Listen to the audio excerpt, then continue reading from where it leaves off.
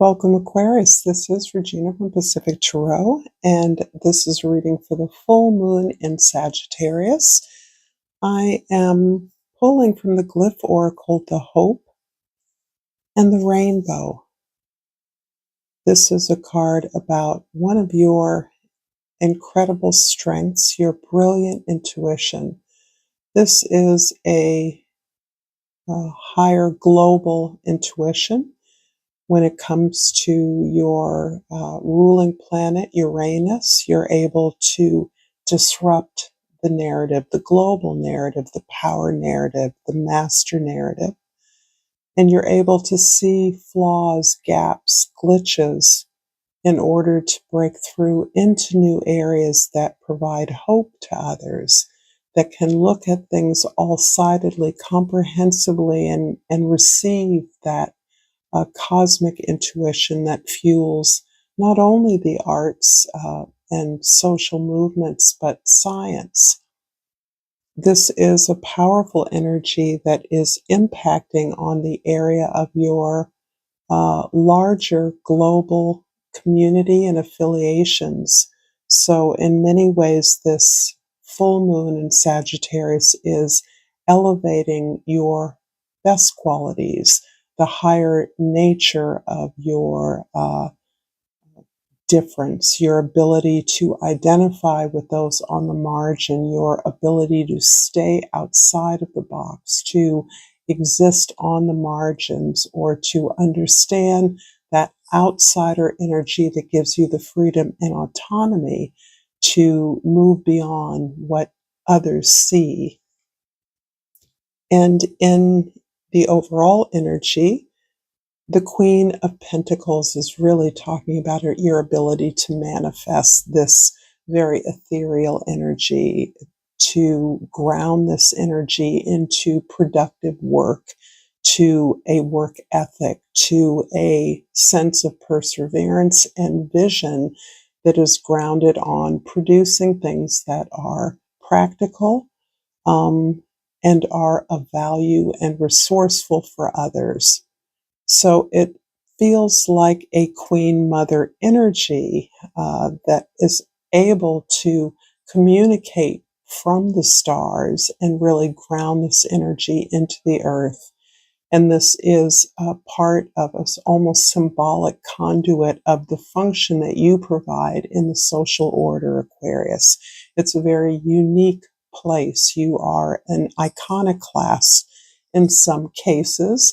You're certainly others might call you eccentric in many ways, but that really is simply a recognition of your ability to take so much in, to see so broadly and globally, and to find connection among difference, something sorely needed in this world.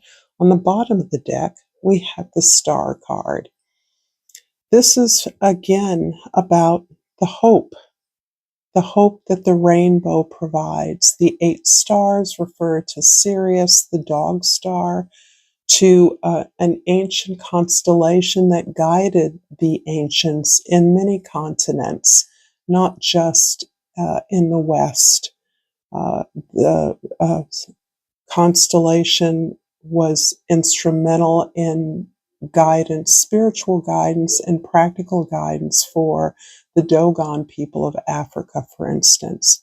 So the star is about the difficulties and challenges that you have weathered, the hardships that you identify with at a humanity level, a human level that recognizes the challenges of humankind across the globe, and the fact that out of that we find commonality, and that commonality gives us hope.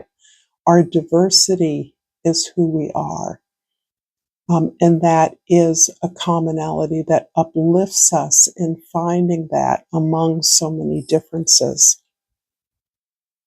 If you're resonating with this reading, please like this video. Please share it with others if you feel inclined to do so. I enjoy your comments. Please subscribe to my channel, Pacific Tarot, and I absolutely value the time that you spend with me. So that is appreciated. Thank you for that. In your presence, the Ten of Wands is about your uh, balancing your responsibilities. This has a kind of at least two layers to it. I'm seeing you affect change wherever you are, and particularly in this case, you are embedded in a project that, in and of itself, is about changing the way things are done, changing the structure of something. It's also about achieving a goal that uh, generates change. Forgive me, the horn in the background.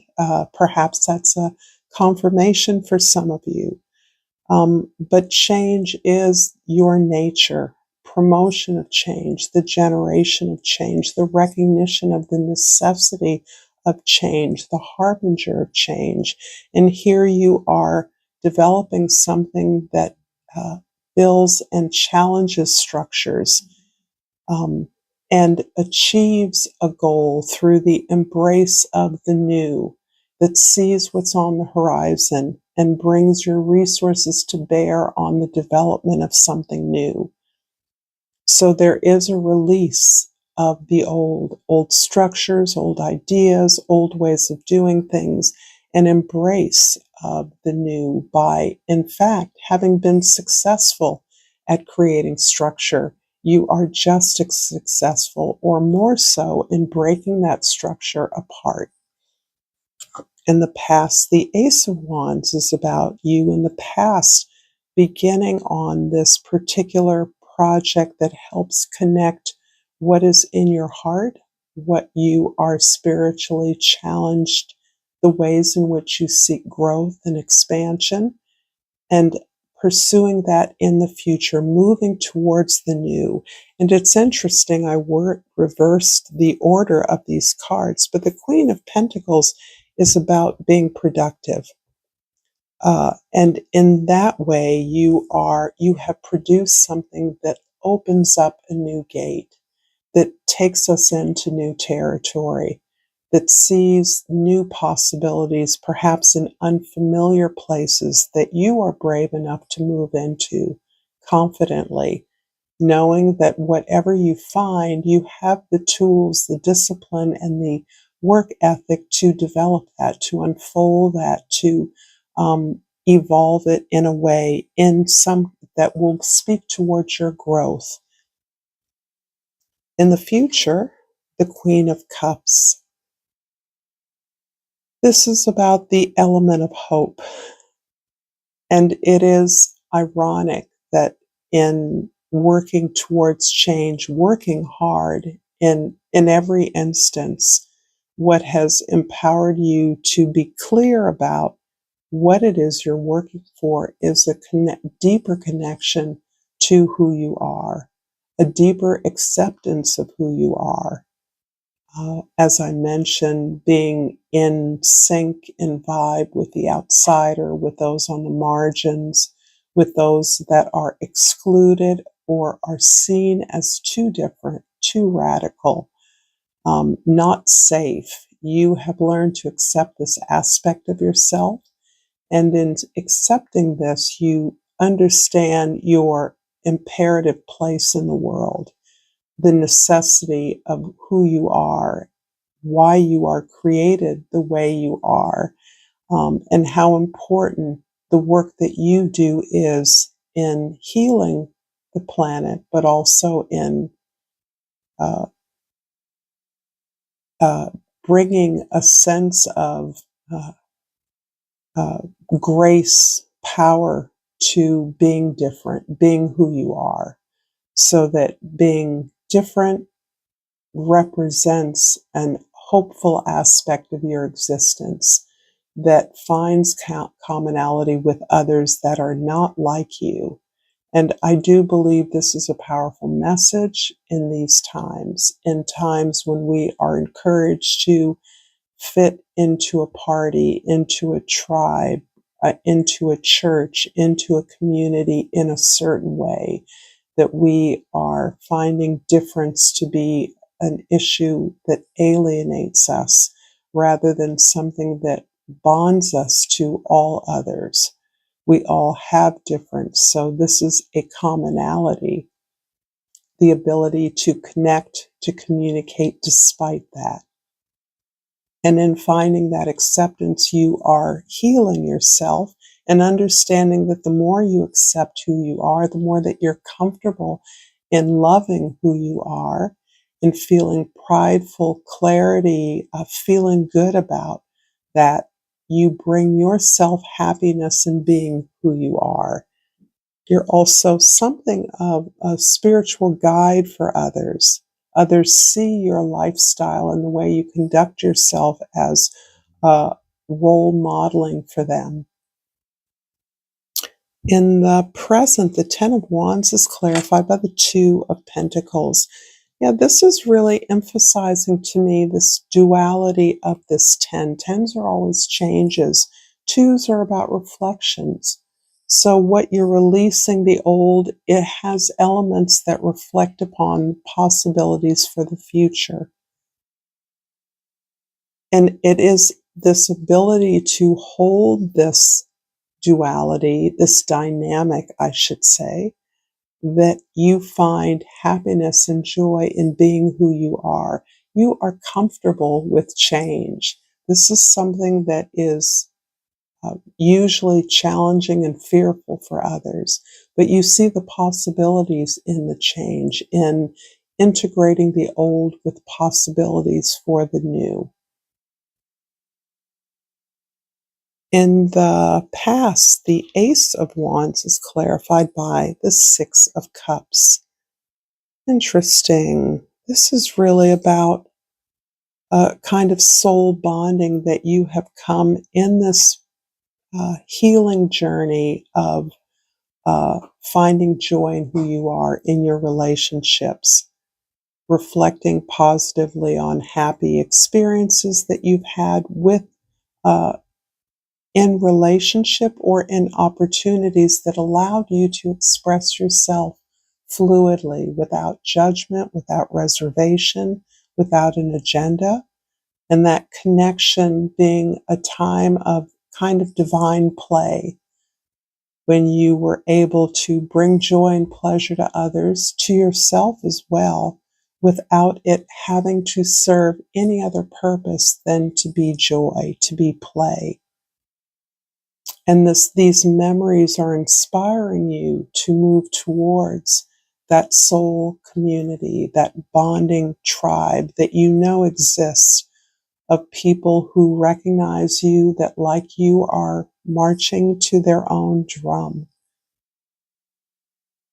In the future, the Queen of Cups is clarified by the Nine of Pentacles. So this is beautiful because it reinforces the idea that with two queens, you are open to your practicality and your emotional, sentient self. And that is what brings you a pleasure in your autonomy. You enjoy what you have cultivated for yourself, your own sacred space. And this is a place where you have cultivated your own garden, where you have pursued your own interests, your own friends, your own passions, and you have produced something that gives you pleasure, that gives you respite and joy. It also gives you the necessary resources to continue to invest in yourself, understanding that this autonomy, this independence, is what allows you to do what's right for you.